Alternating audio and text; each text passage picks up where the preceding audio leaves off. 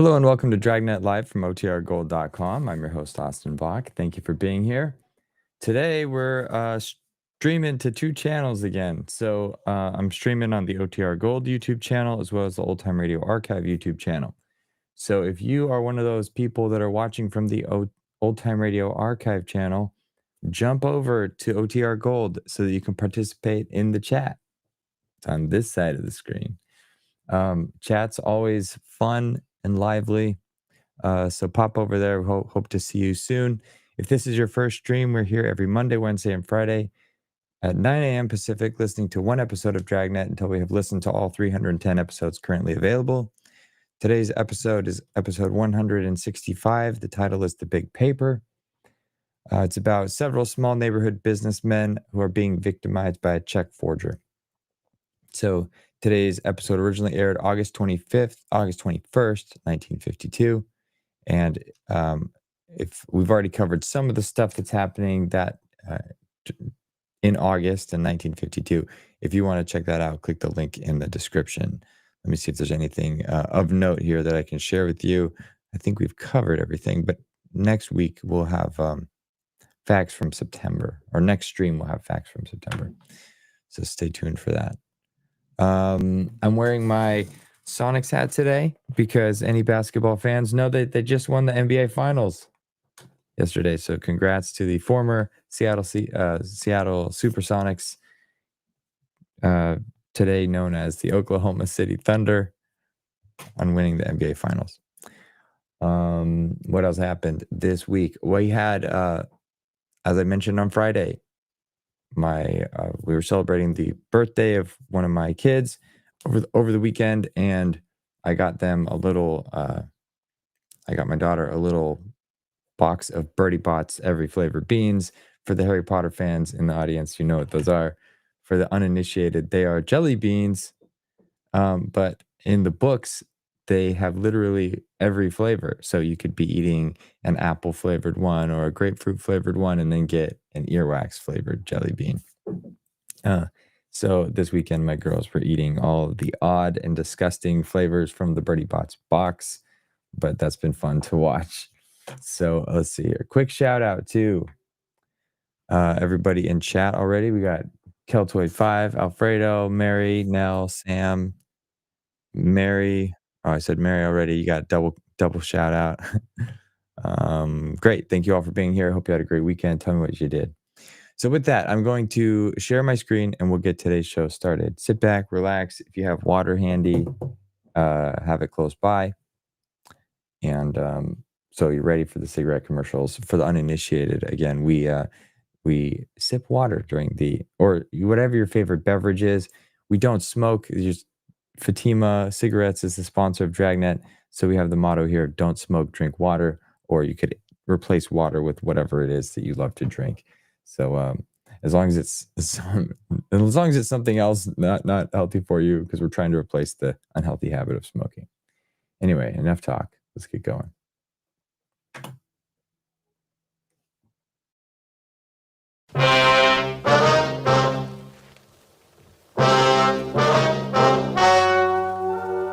Ladies and gentlemen, the story you are about to hear is true.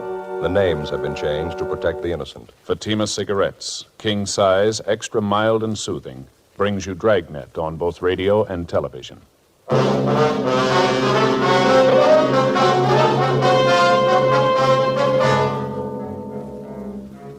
You're a detective sergeant. You're assigned to forgery detail. Several small neighborhood businessmen are being victimized by a check forger.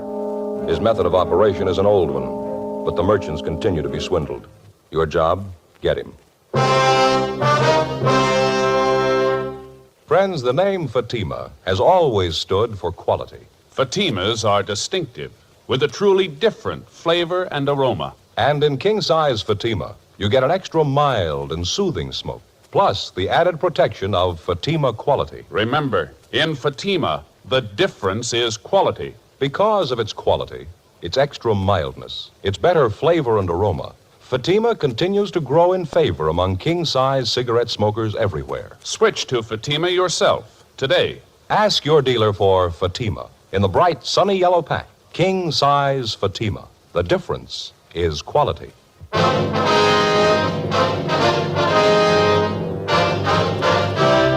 Dragnet, the documented drama of an actual crime.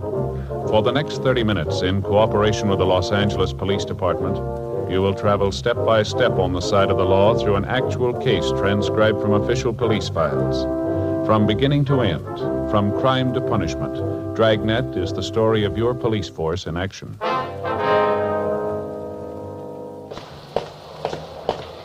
It was Tuesday, July 22nd. It was hot in Los Angeles. We were working the day watch out of forgery detail. My partner's Frank Smith. The boss is Thad Brown, chief of detectives. My name's Friday. I was on the way into work, and it was 7:50 a.m. when I got to room 29. Forgery detail. Morning, Joe. Frank, how's it going? Well, what'd I tell you? What do you mean? Well, what'd I say just last night when we signed out? I don't know. What did you say? You remember? Well, look, Frank, it's been a hot night. Looks like today's going to be hotter. No guessing games, huh? Well, that's just it. It was hot, just like I told you last night. Well, all right, you convinced me. I don't get it, but it's okay. Joe, I told you yesterday. Must have said it 5 or 6 times at least. Earthquake weather. That was the last thing I said to you before we went home. Earthquake weather. Yeah, I know.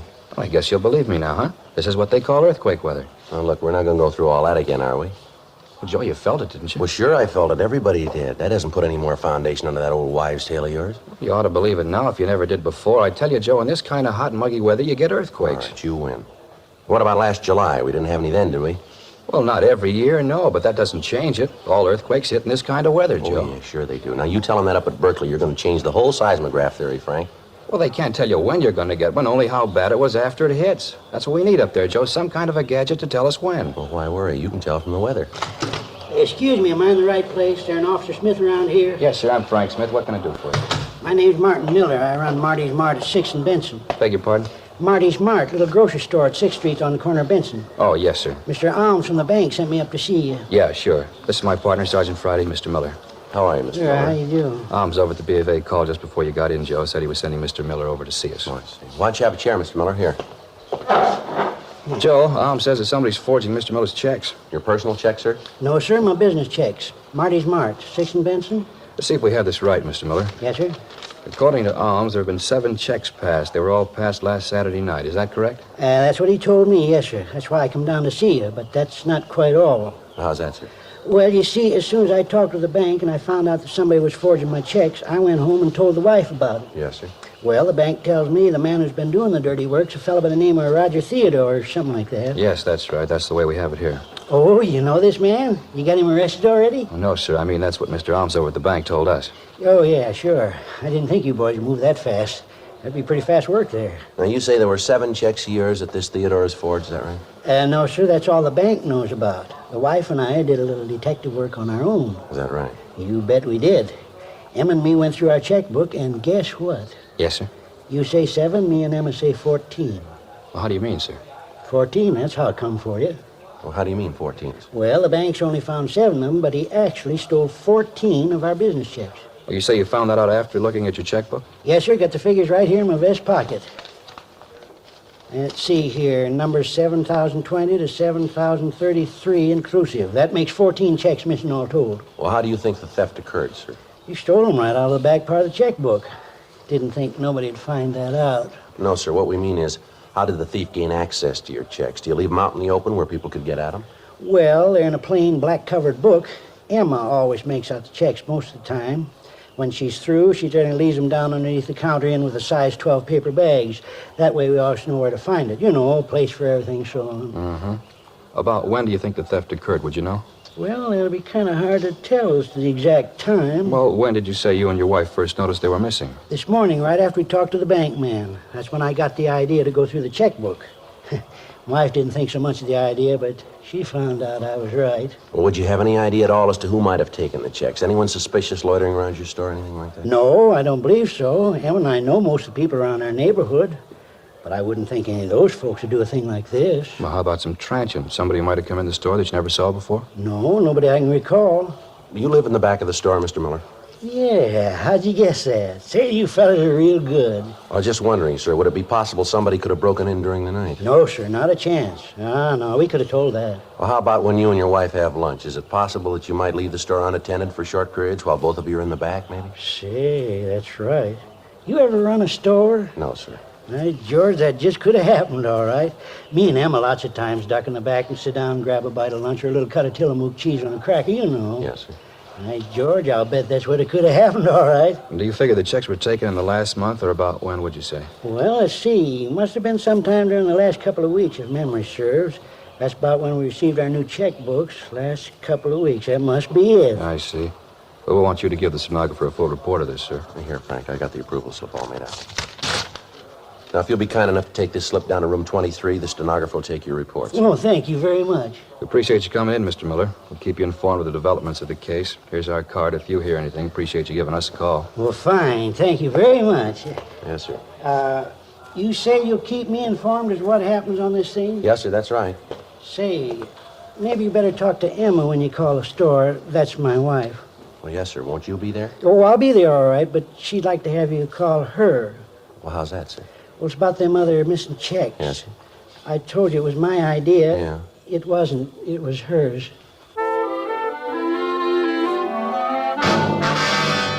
"9:30 a.m. Martin Miller went down the hall to make his report. Frank and I checked the name Roger Theodore through our files and also through R&I, but there was no record on him.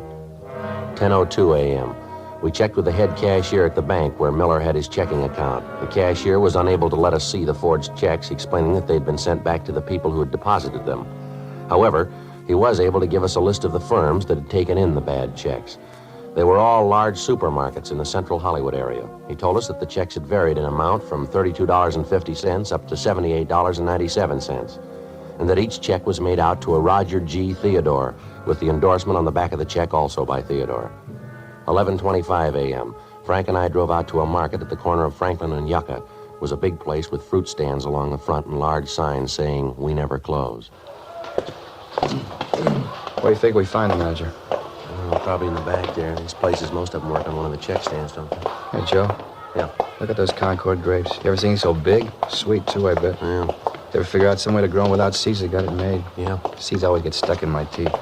That the manager back there unpacking those cans, see, with a badge? Yeah, that might be good. Pardon me, are you the manager here?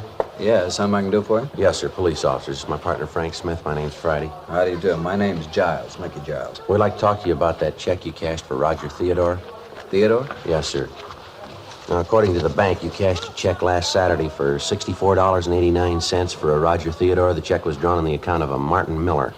Yeah, I remember now. You catch the bum? No, sir, not yet. We'd just like to ask you some questions. Sure. You don't mind if I go ahead with this stuff, do you? I gotta get these cans stowed. No, sir, go right ahead. Well, who cashed the check, sir? Would you remember that? Sure, I remember. Me. At least I okayed it. One of the cashiers called me over, said this guy wanted to cash a check and would I okay it. I did. Can you describe the man? Sure can. When that check came back from the bank, I got to thinking about the crummy deal, remembered almost every word of the conversation. Of all the lousy snow jobs, that no-good bum really dished out a lulu. Yes, sir. How tall would you say the man was?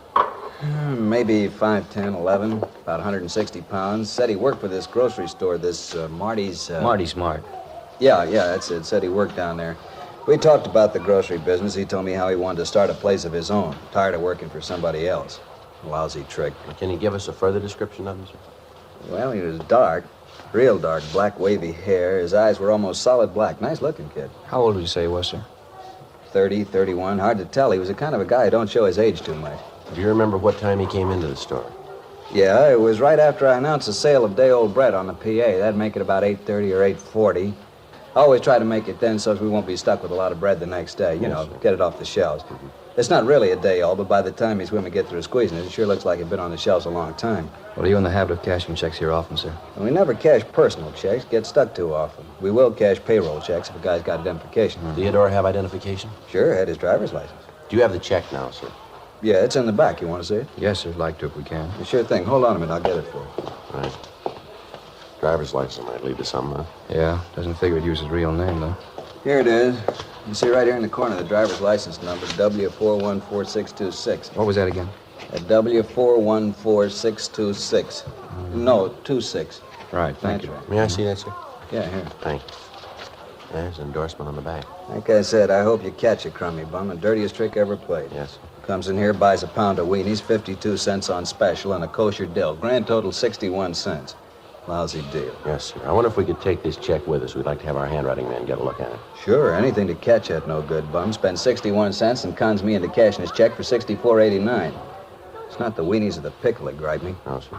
It's the thought of that guy spending 63 bucks of my money someplace else. Frank and I called the office and asked them to check with DMV for a make on the number of the driver's license that we'd found written on the check. 11:55 a.m., we began to canvass the other 6 stores where Theodore had passed bad checks. In each instance, the descriptions we were able to obtain varied little. All of the managers of the stores had described him as a dark man in his early 30s. In checking with the managers further, we found that all of the checks had been passed within a period of an hour and a half. From the addresses of the stores, we could almost trace the exact route the forger had taken in making his rounds. The victims all gave us the same story, that Theodore had made a small purchase, talked about the grocery business, and used his driver's license as identification to cash the check. 2:14 p.m., we checked back into the office. The teletype had come through from DMV up in Sacramento giving the particulars on the driver's license. The license was made out to a Roger George Theodore, 1082 Whitley Street, Hollywood. The description on the license, however, did not tally with the one that we'd gotten from the victims of the forgeries. We asked DMV to send a photostat of Theodore's license to us for handwriting comparison with the forged checks that we'd been able to collect. The stats office made a run for us on Theodore's M.O. The names that they gave us were checked out but led us nowhere. 4:47 p.m., Frank and I drove out to the address listed on Theodore's driver's license. It was a large brick apartment building with a white marble entrance. We didn't find the suspect's name in the mailboxes, so we rang the bell to the manager's apartment. Yes. Mrs. Rice? That's right. Something I can do for you? Police officers, ma'am. We'd like to ask you a few questions. Police officers? What's going on? Is something wrong? No, Mrs. Rice, just some routine questions about one of your tenants. Oh. Well, in that case, come in. Thank you very much. If you're police officers, I suppose you have some sort of identification. Yes, ma'am, we do. Here's my ID card. My name's Joe Friday. This is my partner, Frank Smith. I do. I'm Violet Wright. Oh, but then you know that. Can't be too careful these days. Oh, who was it you wanted to know about? I know almost all of my tenants here. They all know me, too. Call them by their first names, and they call me Violet. I don't like formality. I never could stand it. Oh, speaking of stand, move that sewing onto the floor and sit down, young man. Oh, yes, ma'am. Thank you very much. Well, this is about Roger Theodore, Mrs. Rice. Roger? Oh, yes. Well, what is it you want to know about him? Him and his wife and me used to be great friends. Roger was a cartoonist, you know, worked for one of the studios in the valley. The pictures he used to draw, just beautiful. I have some of them if you'd like to see them. No, ma'am, not right now. We'd just like to know if Mr. Theodore lives here. No, his wife moved out about 6 months ago. I'd have to get the rent receipts to be sure, but I think it was about 6 months ago. Moved down to the beach. Took it pretty hard, you know. Ma'am? Took it pretty hard. Mrs. Theodore was so sudden. What's that, Mrs. Rice? When Roger died 6 months ago.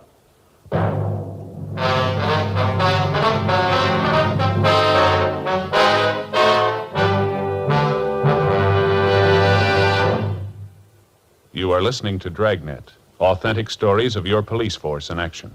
Friends, the name Fatima has always stood for quality. Fatimas are distinctive, with a truly different flavor and aroma.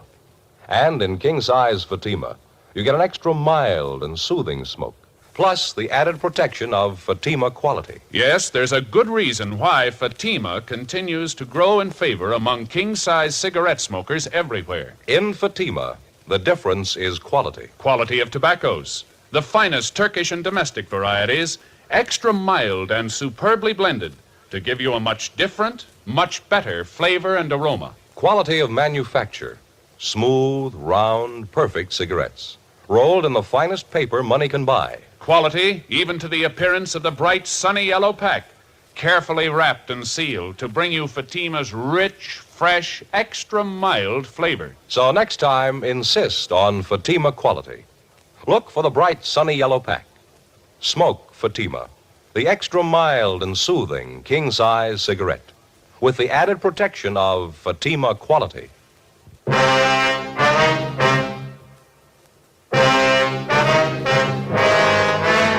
The apartment house manager, Mrs. Rice, went on to tell us that Roger Theodore had caught a bad cold and that it had developed into pneumonia.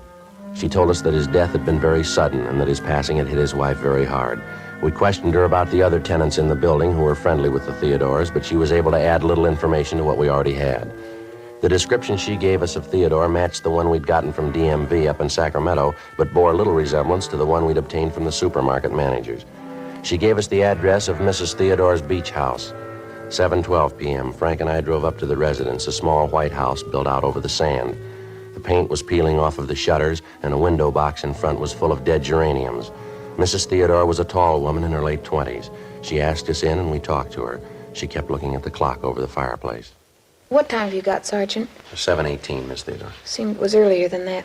Now, what was it you were asking about Roger? Well, we were wondering if you could tell us how his driver's license could have been used as identification by someone else, ma'am. No, I haven't the slightest idea. Do you have his private papers, Mrs. Theodore? Yes, most of them. They're in a strong box at the bank in town. Would his driver's license be among those papers, perhaps? I don't remember. I think so, but I can't be sure. It seems to me that I put them in the box. Just a minute. All right, fine. Just happened to think it might be in here. I put some of his things in here. Papers I didn't think were too important. Yes, ma'am? Here's his draft card, club membership card, some of his personal business cards. See, he drew a caricature of himself. He was very clever about things like that. Yes, ma'am. Seems to me that I've seen his license someplace. No, it's not here. Well, where did Mr. Theodore keep the license, ma'am? He used to keep it out in the glove compartment of the car. Of course, I knew I'd seen it just a few days ago. It's in the glove compartment. That's where it is. I wonder if we might see it, ma'am. Surely. What time have you got, Sergeant? 7:20? Thank you.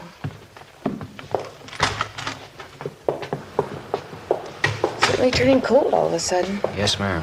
Fog's coming in. Usually have it this time of year. Days have been so nice. Warm. That's funny. What's that, ma'am?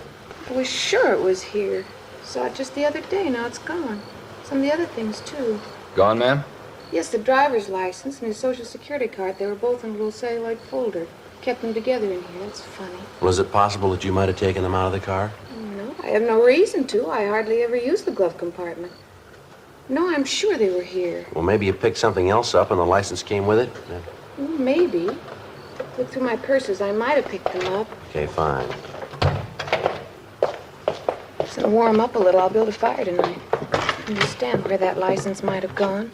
Have to ask Lloyd. Lloyd? Yes, I met him a few weeks ago on the beach. He came down to swim. We got to be very good friends. Kind of half expecting him to call tonight, but he would have called before this if he's going to. I'll get my purse. Fine, thank you. I'm sure, though, it was in the glove compartment the last time I saw it. Lloyd might have seen it when he borrowed the car. He borrowed your car? Yeah, last week. He said he was having his overhauled. I wasn't using mine, so I told him to take it. It's very nice. Are you sure your watch is right, Sergeant? Yes, ma'am. What day was it Lloyd took your car? Last Friday or Saturday, one or the other. Nope, it's not here. I just don't know where it could have gone. What does this Lloyd look like, Mrs. Theodore? Lloyd, he's a nice-looking boy. Dark hair, dark eyes. Nice-looking boy. About how old is he, ma'am? Well, I never asked. I'd guess 30, 31. Lloyd. Well, what's his last name, ma'am? Stratton. Lloyd Stratton. Why are you asking all these questions about him? Has he done something? Is that it? Well, we don't know, ma'am. Do you know where he lives? Someplace in Hollywood. I don't know the number. He hasn't got a phone. I called information once. They didn't have a listing. When was the last time you saw him, ma'am? Monday. He came down to take a swim, and we talked. You must be mistaken, officers. He couldn't do anything dishonest, I know. Why, the last time he was here, he was a little short of cash. I offered him $50 to tide him over. He didn't want to take it, but I insisted. I didn't have enough to do it. What's that, ma'am? He wanted me to cash his payroll check. We questioned Mrs. Theodore further, but she couldn't add anything to what she'd already told us. She was unable to give us the names of any of Stratton's friends, his relatives, or tell us where he might be employed. 7:46 p.m. Frank and I drove back to the office. We ran the name and description of Lloyd Stratton through R&I. They came up with several possible suspects. In the process of elimination, we were left with one name, Lloyd Stimpson, who had as one of many aliases the name Lloyd Stratton. His description tallied closely with the ones we'd gotten from the victims of the forgeries. His record showed him to be a two-time loser on parole from San Quentin at the present time. He'd been convicted both times for forgery. In checking the suspect's handwriting card, Don Meyer was able to tell us that the writing on the checks and the exemplars of the suspects were the same.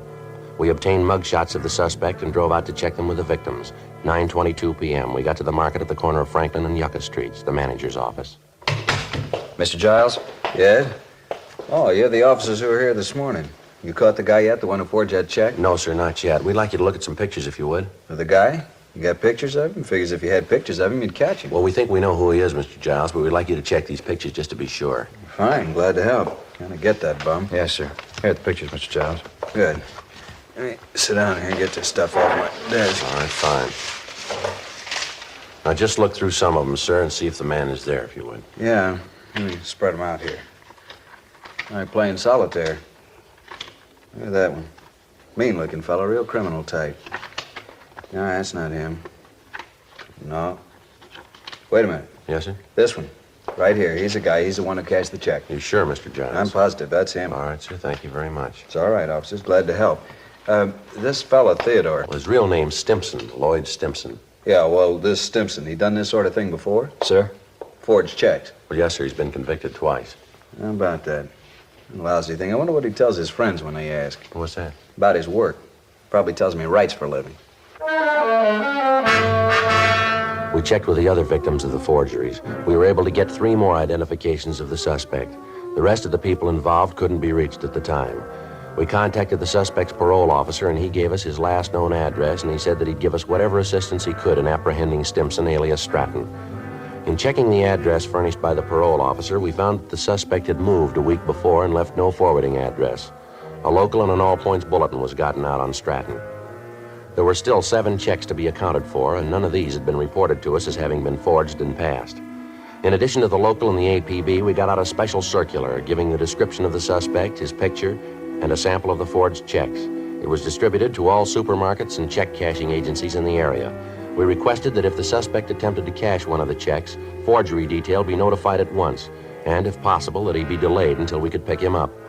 Since none of the checks had been reported since the previous Saturday night, it looked like the suspect might be waiting until the coming weekend to get rid of the other checks he had in his possession. During the following 3 days, we ran down several leads on the suspect, but none of them panned out. Saturday, July 26, 8:40 p.m.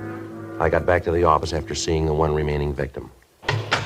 That you, Joe? Yeah. I just checked that place out on Melrose. They're making? Yeah. Said Stratton was the guy that hung the paper on them last week. Well, that's it then. All 7 of them check out. Yeah. All the managers said they were positive. None of them had any doubt. Boy, it's hot out. Yeah, hot and muggy. Let's not go into that again, huh? Any word? No, Joe, everything's quiet. If we figured it right, Stratton should make a try tonight, huh? Figures he will, but I don't know, Joe. Yeah? Maybe he's figured the deal. Maybe he planned to hit them all one weekend and then leave town. Possible. But he got away with it once. Chances are he'll try it again. I'll get it. Forgery, Friday. Yes, sir? Where? Yes, sir. What was that address again? Mm-hmm. Yes, sir. We'll be right out. All right, let's hustle it. Mark it out on Primrose. Stratton? Yeah, he's there now. The call had come from a large supermarket in the Hollywood area. From what the clerk had said on the phone, Stratton had made several purchases and then tried to cash a payroll check drawn on Marty's Mart.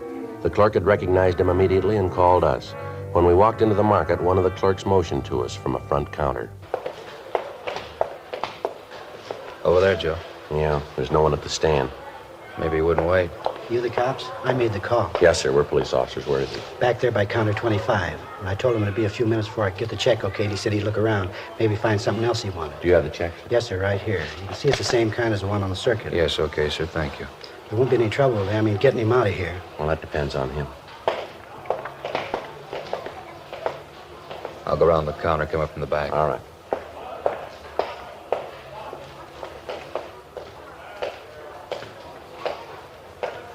Mr. Theodore? You Roger Theodore? Yes, you the manager here? I don't see what the problem is. It's a payroll check. If you don't want the business, there are other stores I can go to. No, police officer, Mr. Stratton. I want to talk to you. Certainly, but there's some mistake. My name's not Stratton, it's Roger Theodore. No mistake, mister. Let's go. No! Come here.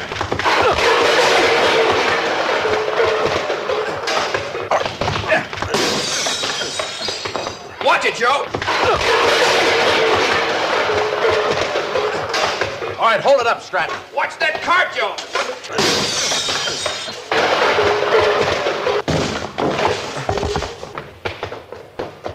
Outside. Get in the car, Joe. All right, hold it up, Stratton. Stay where you are. Don't shoot! Don't shoot, I won't try anything. Don't shoot! All right, out of the car, mister. I'll shake him. Oh, what's this all about? What are you trying to prove? He's clean, Joe. Hands behind your back. Want to check the car, Frank? Yeah. You won't find anything. There's nothing to find. A few groceries, that's all. Must be some kind of mistake. No, I don't think so, Stratton. Frank, what do you got? Looks clean, Joe. Just checking the seat covers. You sure you got the right guy? You keep calling me Stratton. I told you my name's Theodore. Look, get my driver's license out of my pocket. It'll tell you who I am. All right, let's come off it. We know who you are. We got your record and a dozen people to identify you. Joe? Yeah. Found these under the seat covers in the back. Checks from Marty's Mart. So what? No law against having a few blank checks, is there? Only when you try to cash them.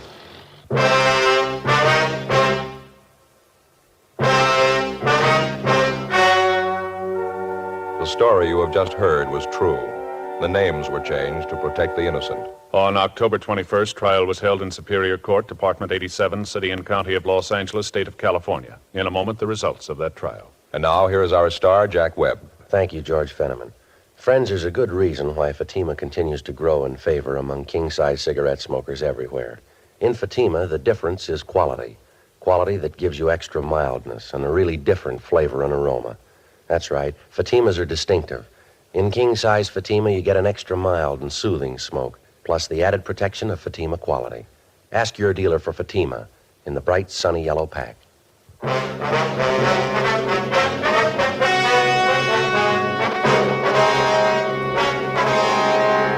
Lloyd Harold Stimson, alias Lloyd Stratton, was tried and convicted of 7 counts of forgery. He is now serving his term in the state penitentiary. Forgery is punishable by imprisonment for a period of not less than 1, nor more than 14 years. Ladies and gentlemen, lightning starts a few forest fires every year, but careless people cause many, many more. This shameful waste of one of our greatest natural resources weakens America. This holiday weekend, if you picnic or camp out, please be careful with fire. Be sure, be very sure your campfire is really out before you leave it. Remember, only you can prevent forest fires.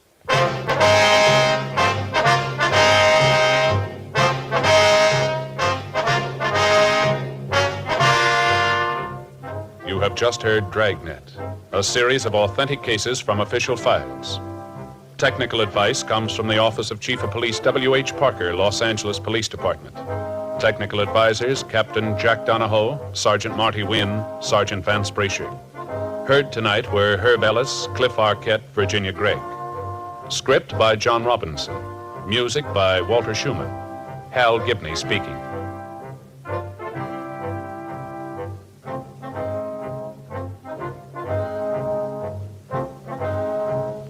King Size Fatima has brought you Dragnet, transcribed from Los Angeles.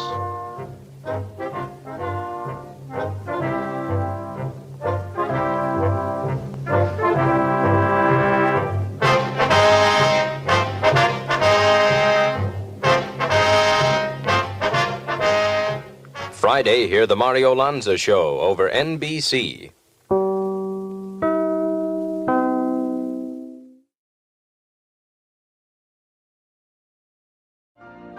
You've been listening to the OTR Gold Network.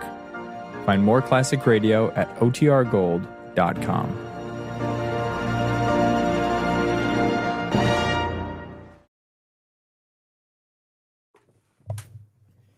All right, I hope everybody enjoyed that episode. As a reminder, so we have 19 people watching on the OTR Gold channel, and we have about 7 people watching from the Old Time Radio Archive channel. If you like the chat, or if you like that stream and you wanted to join future streams and you want to participate in chat, head over to OTR Gold. The link is in the sticker down below. Or not the link, you can't click it. I wish you could click it. But you go to youtube.com/@OTR Gold, subscribe there, and then I stream there every Monday, Wednesday, Friday, and then you're welcome to participate in chat. So anyway, howdy to Dirt Hermit Hobbies, I think is new this stream. Thanks for tuning in. Turns out dirt hermits are not hobbits, which is what my assumption was. From the Mojave Desert. Different type of dirt, hot Mojave Desert dirt. My uncle, through marriage, so my wife's uncle, is actually rides what's the giant Baja race? The Baja something or other. Anyway, he's out, not the Mojave, that's the He's in a desert though, and he's racing trucks. It's kind of cool. I didn't know that when I married my wife. Learned that later. It's like that's pretty sweet. They do some pretty crazy intense stuff. But anyway, I go on tangents a lot. So thank you all for being here. Hope you have a great week, great start to your week, and I hope to see you back here Wednesday morning at 9 a.m. when we listen to the next episode of Dragnet. Until then, stay safe, be happy, have a good one. Bye.